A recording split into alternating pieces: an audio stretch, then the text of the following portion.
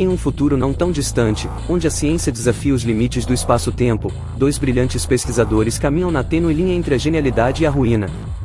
No coração do Centro de Pesquisas Avançadas em Fotônica Quântica, eles mergulham em experimentos que ousam tocar a fronteira do impossível, a manipulação do tempo.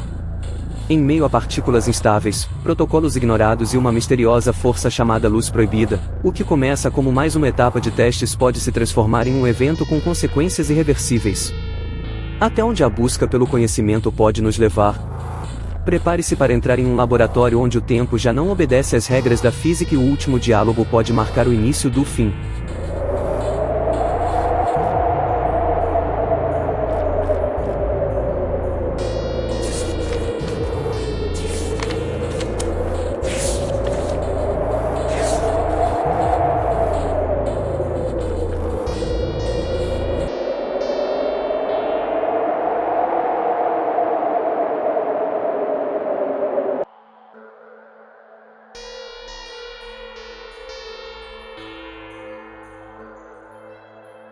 Diálogo final.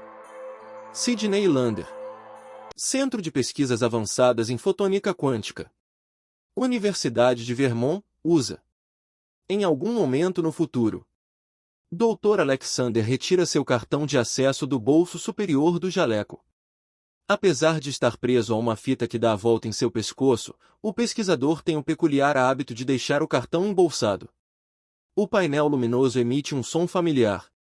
Alexander posiciona-se em frente ao scan de retina enquanto com a palma da mão esquerda pressiona um coletor de DNA que confere com os dados armazenados acerca de sua pessoa no BD da instituição.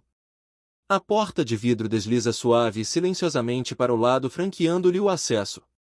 Após uma rápida olhada em volta dessa escada dirigindo-se a seu colega que oscila o olhar entre uma tela de dados piscantes, o visor de um microscópio de tunelamento eletrônico e anotações pessoais em sua holo touchscreen.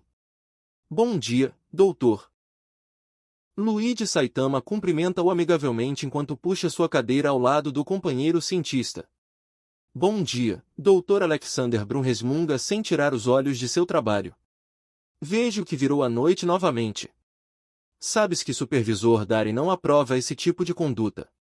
Em resposta, Dr. Luigi apenas abana a mão esquerda em evidente sinal de desprezo e complementa dizendo com os olhos enfiados na tela. No dia que excelentíssimo Sr. Dr. Darin tiver a capacidade de discernir entre um gloom e um moon, ele pode vir falar comigo acerca da relatividade do tempo. Vendo a impossibilidade de encetar um diálogo normal com o colega, Alexander indaga-lhe acerca da pesquisa. Como estamos no mapeamento? Negativo, foi a concisa resposta. Ao ouvir isso, franze o senho. Como assim negativo? Não é possível. Fizemos e refizemos essa bateria de testes dezenas de vezes. Centenas, corrige o irritante cientista sem desviar os olhos de seu trabalho. Centenas. Murmura Alexander. Mais precisamente 597 vezes, complementa com uma exatidão quisilente. E como, antes que arremate a pergunta, a resposta vem concisa e direta. Tempo negativo. Esta é a única resposta factível. Mas tal coisa não existe. Nesse momento, Dr. Saitama tira os olhos das telas e mira o colega de alto a baixo com estranheza. Quem és tu? O eminente Dr. Brum que trabalha comigo saberia muito bem que em nossa área de pesquisa o impossível não existe e o improvável é prova que com empenho buscamos. Alexander dá de ombros. Ok, Luigi. Tu me pegaste. Sou um clone. Um impostor gerado nos tubos de engenharia genética da Orient Genome. Ironiza com o costumeiro sarcasmo que sempre irritou o colega. Dr. Saitama empurra os óculos para cima e resmunga voltando à sua pesquisa. Antes fosse um clone, uma versão melhorada talvez me poupasse desses despauterios. Vendo que não tiraria nada daquele resmungão, Alexander muda de tática. Então o que levou o senhor a sustentar a teoria de tempo negativo após 597 testes, Dr. Saitama? Por que as subpartículas aparecem retornando de um ponto no tempo? Mas como pode precisar tratar-se das mesmas partículas? Por que as demarquei e todas as que atendiam à marcação eu já havia computado? Elas estão voltando no tempo? Mas como? Minha hipótese: a luz proibida está interferindo em nível quântico. De algum modo está energizando os táquions, movendo as subpartículas para trás no contínuo. Isso de novo?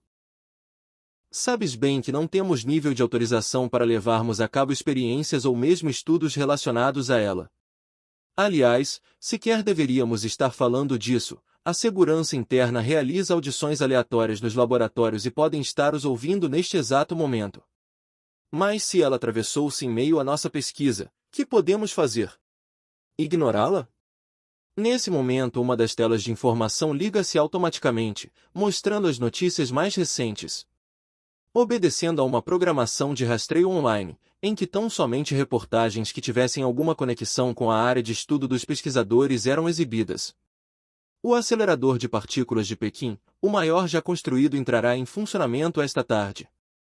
Cientistas encontram-se empolgados com as possibilidades de pesquisa do fenômeno recém-descoberto denominado luz proibida. Agora os chineses tentam passar na nossa frente. Semana passada foram os suecos e no mês anterior os russos. Mas o experimento russo terminou em desastre, se bem lembro. Uma cratera de 50 quilômetros de raio engoliu a península de Muraviova-Múrska, o Bósforo Oriental e Vladivostok inteira. Estou ciente dos fatos, Dr. Brum, e eles não me tranquilizam. E falando em tranquilizar, ainda temos café? Dr. Saitama sacode a cabeça desolado e pergunta estupefato. Como pode pensar em café em um momento tão crucial de nossa pesquisa? Caminhando até a máquina, Dr. Alexander responde dando de ombros. Penso melhor movido a cafeína, estimado colega. E ato contínuo serviu um generoso copo da bebida escura. Insuflou o aroma em suas narinas e após uma breve degustação prosseguiu. Agora sim, muito melhor. Compreendo sua aflição, Dr. Saitama, mas estamos ainda na fase D dos testes. Proponho adiantarmos para a fase F. Alexander arregala os olhos. Isso é extremamente irregular, viola os protocolos, e com certeza, não será chancelado pela diretoria. Como pode, logo o senhor, propor isso? Com seu irredutível apego às normas, regras, leis e parâmetros estabelecidos? Todo cientista que se preze sabe o momento de ousar. Lembre-se de Benjamin Franklin. Não sei porquê, mas quem me veio à cabeça foi Cal CL. Dr. Luigi faz cara de muxoxo e redargui. Nem CL, nem Slotin, homem de pouca fé. E como pretende transpor todos os protocolos de segurança, violar as salvaguardas, garantir nossas demissões e uma eventual estadia nos criotubos do Instituto Correcional Florence? Deixemos esses detalhes insignificantes para mais tarde. Antes de tudo, preciso que me ajude a revisar os resultados dos últimos testes, cotizá-los com tabelas de ascendência Windsor-Akin e confirmar se corroboram as fórmulas da teoria dos lapsos isocronais. Alexander termina seu café, senta-se ao lado do colega, liga a tela, faz o login no sistema e enceta a tarefa. 6 horas depois.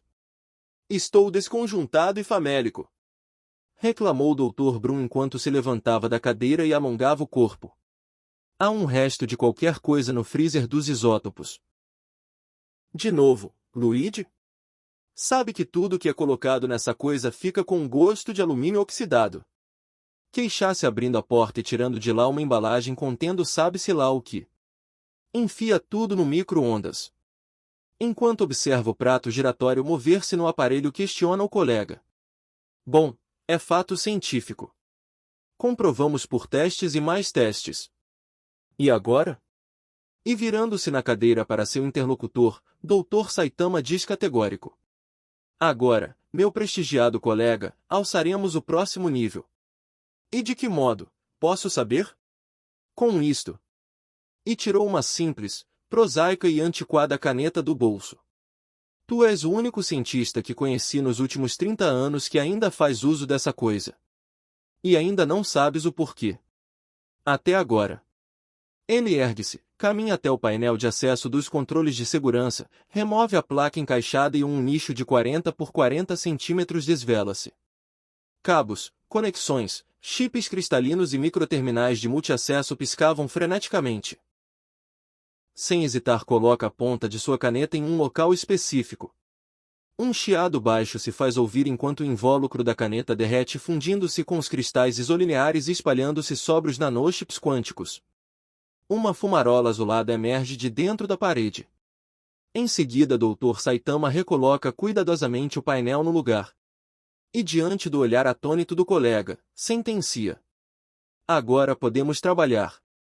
Ainda aturdido com a inesperada atitude do companheiro pesquisador, aproximou-se do terminal onde piscava o cursor ao final da frase. Deseja prosseguir para a fase F? Saitama, sem sequer prestar atenção ao significado daquilo, apenas apertou a tecla Enter. Nesse momento, luzes começam a piscar, um sinal sonoro ecoa e placas de aço monazítico carbonita descem em derredor de todo o setor de pesquisa. Melhor colocar os óculos de proteção, Dr. Brum recomendou enquanto ajeitava os dele. O senhor está realmente disposto a levar essa sandice adiante? Sandice? Tem uma vaga ideia do que significará para o avanço da ciência se este teste comprovar nossas teorias? Um salto de pelo menos 50 anos ou mais no conhecimento científico, a hegemonia absoluta de nossa nação na manipulação da luz proibida. Estocolmo praticamente nos obrigará a aceitar o Nobel. Isso tudo, ou podemos obliterar metade da costa leste, incluindo a capital. Dr. Saitama repete seu costumeiro abanar de mão em sinal de desdém enquanto veste o jaquetão de chumbo. Nisso, a tela de informações ecoa com um novo noticiário. Pesquisadores de Serra Leoa fazem exibição pública do novo supercomputador quântico. Especialistas afirmam que tal progresso só foi possível graças à aplicação da luz proibida em nanochips holográficos, o que elevou a computação de binária para quase o infinito. Reais implicações deste avanço ainda são conjecturadas. Está acontecendo mais rápido do que supunhamos, balbucia temeroso Dr. Alexander. E o senhor ainda está cheio de dedos para um simples teste? Simples? Ok, Dr. Saitama. Isso já foi longe demais. E estende a mão para detê-lo antes que desse início ao processo. Mas subitamente o braço não mais lhe responde. Como se uma força invisível o detivesse. O que está conte? Ele não conclui a frase. Uma bizarra paralisia o atinge por todo o seu corpo. Ainda consciente, em pé, mas impossibilitado de falar, o olhar apavorado mira seu colega. Imaginei que tentaria algo assim, que no último instante fraquejaria e tentaria nos impedir de alcançar a iluminação suprema, o conhecimento definitivo. Lamento muito que tenhamos de chegar a este ponto, Dr. Brum. Mas não tema. O agente paralisante que inoculei no alimento que deixei convidativamente no freezer cessará seus efeitos em poucas horas sem deixar quaisquer sequelas. De todo modo ainda terá de se proteger, assim peço-lhe minhas escusas, pois terei de vesti-lo e colocar-lhe sua proteção ótica. Com algum esforço, devido ao estado estático do colega, Dr. Luigi consegue equipá-lo e o posiciona de modo que pode assistir ao teste de camarote. Súbito um novo informativo. Rumores de uma inteligência artificial descontrolada no Japão e na Coreia Unificada. As poucas informações obtidas apontam para uma queda de todos os sistemas, comunicações, redes, transportes, logísticas, bancários, governamental e até mesmo militar.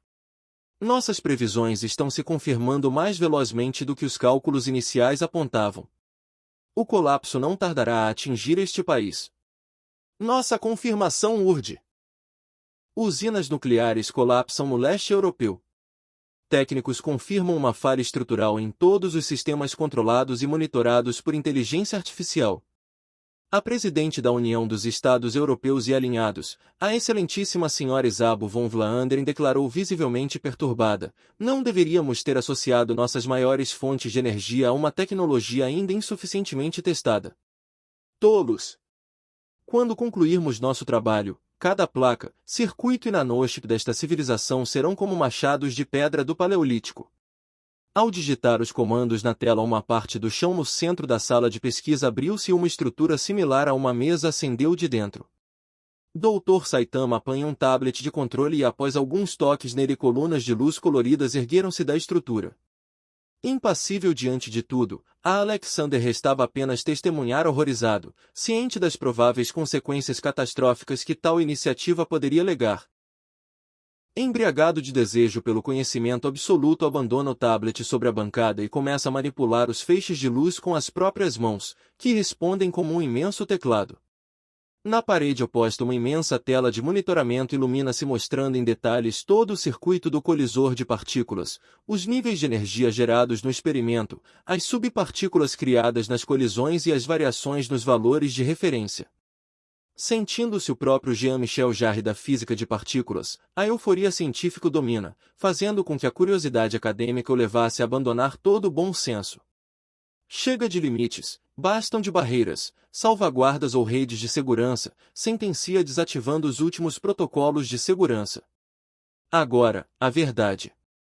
E no derradeiro instante, quando os níveis mensuráveis são extrapolados e as escalas deixam de ter qualquer importância, uma última lágrima escorre pelo rosto de Alexander, enquanto toda a sala se ilumina com o poder de milhares de sóis. Longe dali, em uma lanchonete nos subúrbios da sonolenta Sulphur, no interior de Louisiana, o sininho da porta tilinta quando o velho taxista, Vilo, entra. Ele tira o boné, pendura-o no cabide à direita da entrada, aproxima-se do balcão e, olhando para sua esquerda, vê o gordo e peludo Black, o gato de estimação de Ellen, a dona do local. Ele passa a mão sobre o pelo sedoso do felino, que ronrona baixinho em sinal de agrado. Virando-se para a atendente, abre um sorriso e pede: "Olá, Meg. Uma xícara de café bem forte, por favor." A moçoila, que terminara de atender outro freguês, leva a Vilo o bule ainda fumegante de café recém-passado e serve-o generosamente. "Manhã corrida?" inquire gentilmente. "Bem mais que a dele", responde, apontando o gato que se espreguiçava em sua cesta sobre o balcão. "Esse daí já tem a vida ganha", rebate ela rindo. Nisso, a atenção de Vilo é despertada por uma imagem na TV. "Ei, Meg, aumente o volume aí, quero ver o que estão noticiando." Ato contínuo, ela apanha o controle remoto do aparelho e eleva o som, dando destaque a uma notícia esportiva acerca de um time da região. Comentários jocosos, apostas e alguns palavrões ecoam entre as mesas, fazendo referência a um novo astro do esporte local favorito. Já a notícia seguinte acerca do campeonato interestadual não desperta nos torcedores de Sulphur o mesmo grau de interesse, fazendo os ânimos arrefecerem e o ambiente retornar ao seu habitual ar tedioso. Meg já ia tornar a baixar o volume quando, repentinamente, o noticiário é interrompido e a vinheta da Defesa Civil estampa-se na tela, chamando a atenção de meia dúzia de comensais e da atendente no balcão. Uma incerta tensão paira no ar. "Atenção! Interrompemos nossa programação local para um aviso da Defesa Civil e da NSA. Um incidente catastrófico ocorreu no Centro de Pesquisas Avançadas em Fotônica Quântica, no campus da Universidade de Vermont. Ainda não há detalhes sobre o ocorrido ou o número de vítimas e feridos. Teme-se um atentado terrorista de grandes proporções. Pede-se à população que fique em casa e evite aproximar-se do local. Maiores informações."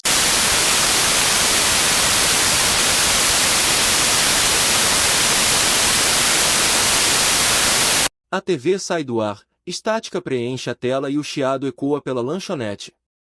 Black, subitamente, ergue-se num rompante com o pelo todo arrepiado, dá um longo e assustador miado. Salta do balcão e põe-se a correr, miando e sibilando como se tivesse uma feroz matilha de pitus atrás de si. Em desespero, pula pela janela e desaparece rua afora.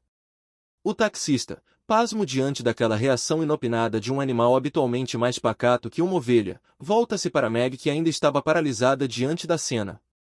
Vilo arqueia o supercílio enquanto desce lentamente a xícara de café. Porém, antes que ela toque o balcão, uma luz como nenhuma outra locupleta seu mundo. Uma luz proibida.